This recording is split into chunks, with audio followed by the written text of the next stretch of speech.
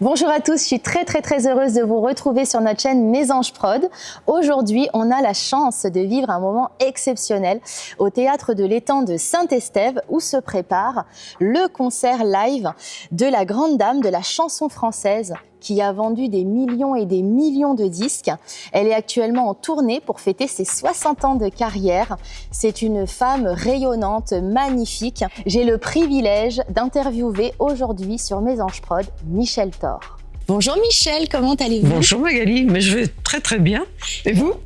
Très bien. Donc nous, pour la petite histoire, j'ai eu la chance de vous interviewer lorsque j'étais journaliste radio il y a quelques années. Oui. J'ai toujours gardé un très bon souvenir de notre échange, de notre interview. Donc c'est avec un grand plaisir depuis que j'ai lancé Mes Anges Prod, ma société de production de spectacles, que je vous accueille sur une scène. Et je vous en remercie. Merci à vous d'avoir accepté l'invitation. Michel, là vous êtes en pleine tournée pour fêter vos 60 ans de carrière. Oui. 60 ans, bravo. 60 ans de chansons, 60 ans que le public a fait de ce rêve de petite fille, parce que c'était ce que je voulais faire quand j'étais toute petite et m'a permis d'en faire ma vie de femme, de ce rêve.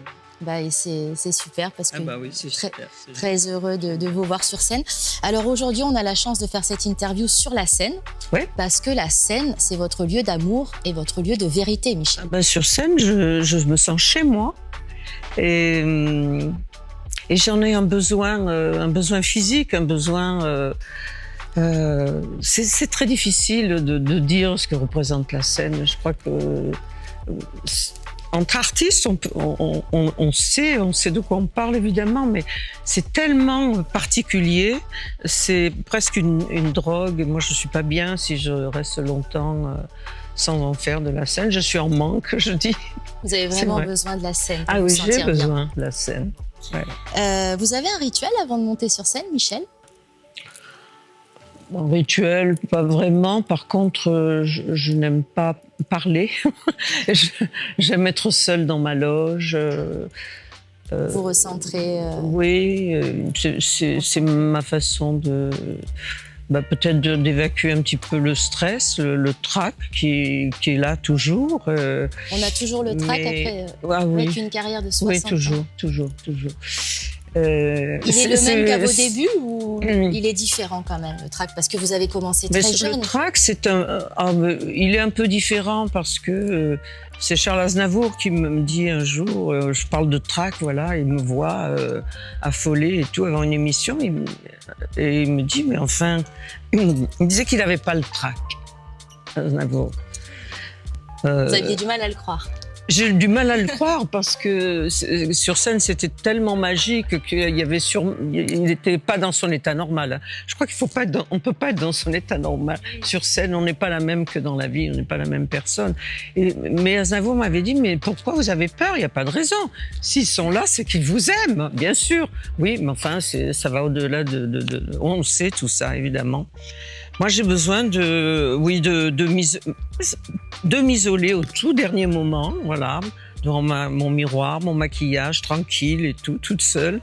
Mais par contre, avant, j'ai besoin aussi de l'équipe, des musiciens, du producteur, du chef d'orchestre et tout. Qu'on soit tous à table. Et comment on va le faire tout à l'heure d'ailleurs. Oui, l'esprit famille. Et d'entendre, voilà, c'est la deuxième famille, et d'entendre des blagues de l'un et des projets de l'autre, et de nos projets ensemble, enfin tout ce qu'on a envie de faire ensemble toujours, quoi.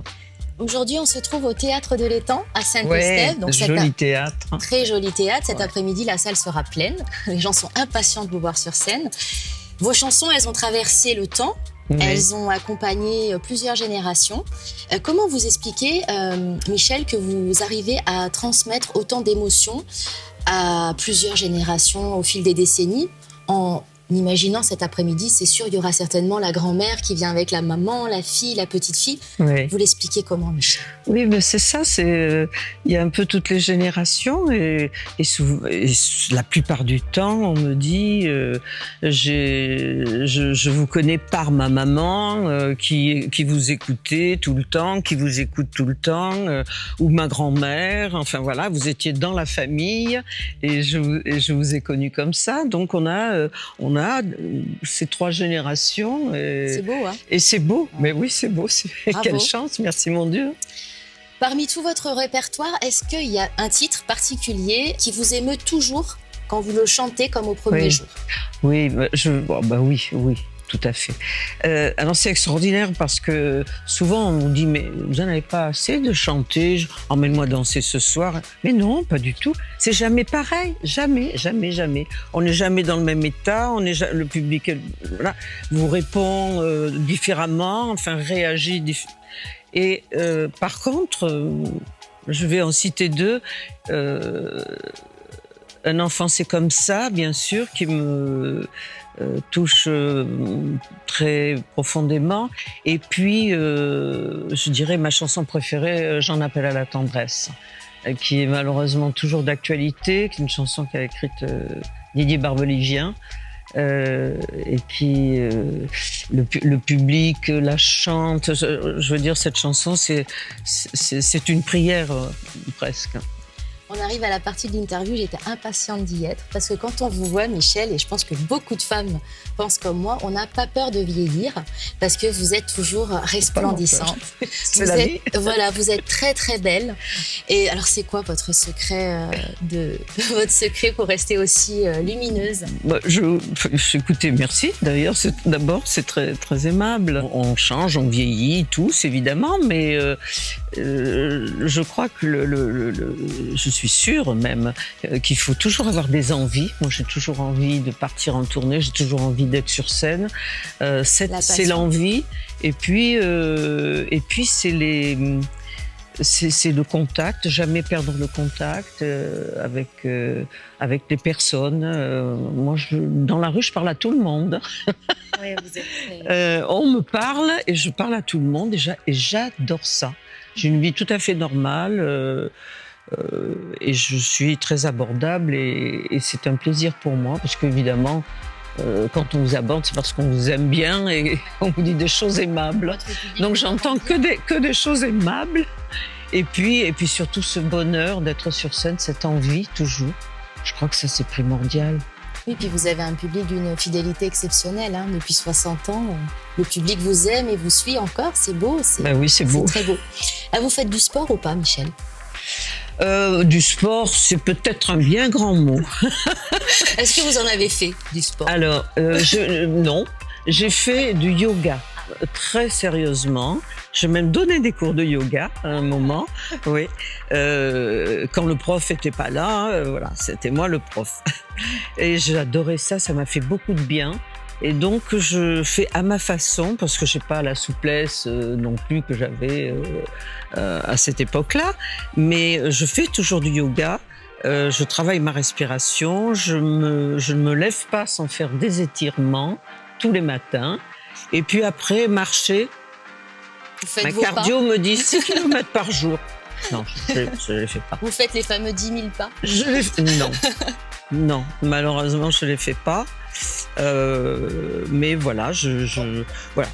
Un peu de yoga et de... On parle beaucoup de jeûne en ce moment, jeûne intermittent. Vous le pratiquez ou pas, vous, Michel? Jeûne intermittent. Le jeûne, vous savez. Ah, pardon, le jeûne. Le jeûne. Je fais un petit jeûne. Le jeûne. Écoutez, j'aimerais bien. Mais, pardon, je suis en train de bidouiller le micro là. Vous faites pas des cures de jeûne pour rester aussi belle aussi? Eh bien, pas vraiment. Non, je vais demander à Monsieur Ducrot qui me donne des cours au producteur. Parce que lui le fait sérieusement, je crois. Hein. Ah. Ouais. Et ça lui réussit bien. Et non, mais je mange de bonnes choses et je fais quand même attention. Bon, vous avez votre vie d'artiste, mais vous avez aussi eu une vie de maman. Ah bah oui. Vous avez eu 2 enfants et vous êtes mamie maintenant. Et mamie aussi. Est-ce que vous gardez vos petits-enfants? Oui, bah, ils sont grands quand même, mais ils viennent tellement souvent que je les garde plus. Hein, mais... Oui. Ils vous apprennent des choses? Ah oui, beaucoup. Beaucoup, je pense. Ah mais beaucoup. Ah bah oui, si j'ai un problème sur l'ordinateur ou Oui. mon téléphone et tout, je fais appel à mes petits-enfants.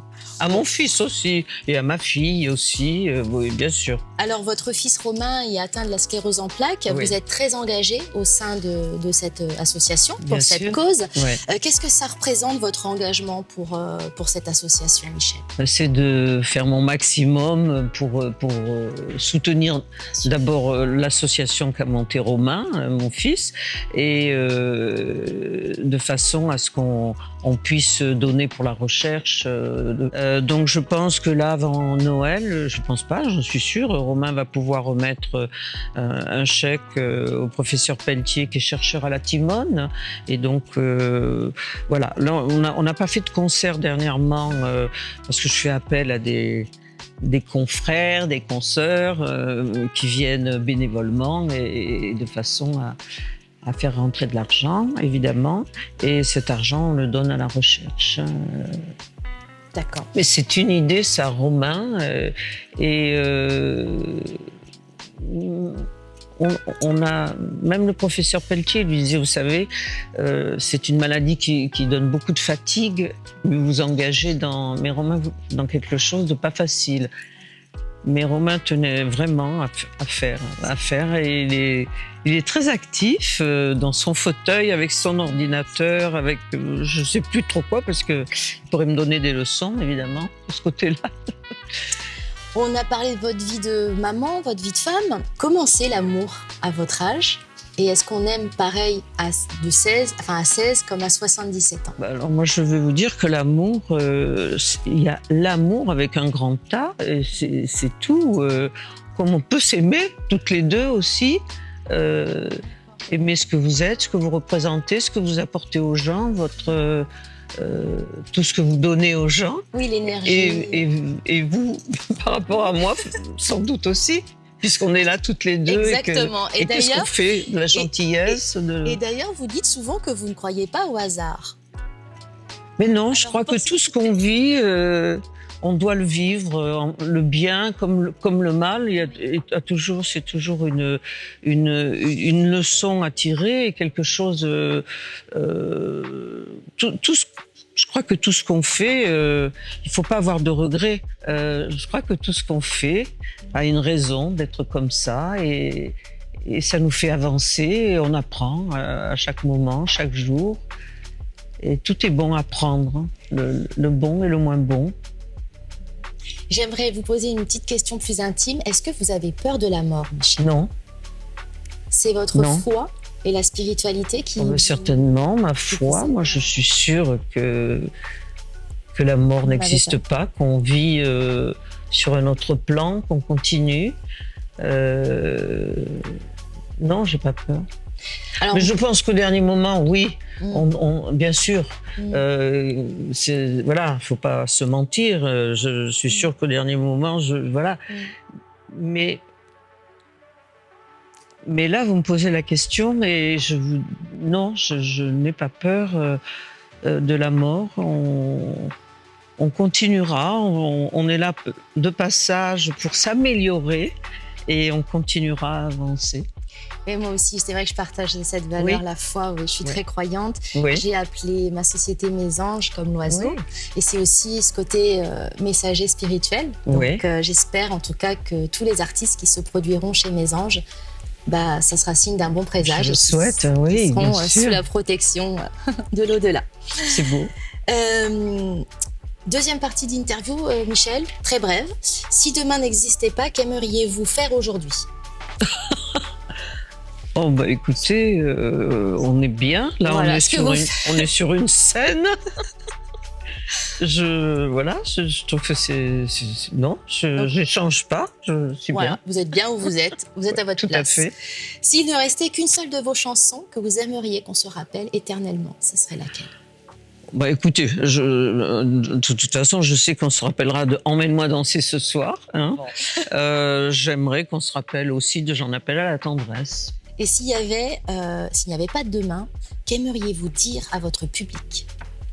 S'il n'y avait pas demain. S'il n'y avait pas de demain, qu'aimeriez-vous dire à écoutez, votre d'abord merci, un immense merci pour tout ce que vous m'avez donné, tout cet amour, tout ce qu'on a partagé, tous ces moments de partage, d'émotion, tout ce que vous me dites, vous m'écrivez, vous me racontez, parce qu'on a des rapports qui s'arrêtent pas à la scène.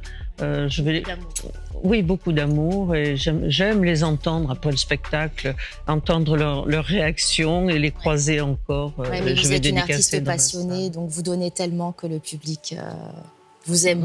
Que le public me donne. Voilà. Je rends ce que le public me donne. Bon, une toute dernière faveur, Michel, est-ce que vous pouvez nous chantonner J'en appelle à la tendresse, s'il vous plaît. Ça serait un énorme cadeau que vous offririez à Mésange Prod. Voilà, aujourd'hui, plus que jamais, je pense que le monde a besoin de tendresse. Si vous pouviez nous faire ce beau cadeau. Devant ces yeux d'enfants qui ont froid, qui ont faim, dites-vous que l'argent vous brûlera les mains. Devant ces présidents qui dirigent le monde, qui jouent au cerf-volant avec toutes leurs bombes, devant les synagogues, devant les cathédrales, il n'y a qu'un bon Dieu, mais toujours plusieurs diables. Devant ceux qui n'ont rien, devant ceux qui ont tout, s'il le faut, je veux bien le chanter à genoux. Car j'en appelle à la tendresse, à l'amour, s'il nous en reste. J'en appelle à tous les hommes, que leur volonté soit bonne. J'en appelle à la tendresse. Merci Michel, merci infiniment. Merci à vous, merci beaucoup, Magali. À très très vite. À très vite, bien sûr. Merci à vous d'avoir regardé cette interview. Je vous retrouve très très vite pour de nouveaux moments d'émotion et de musique.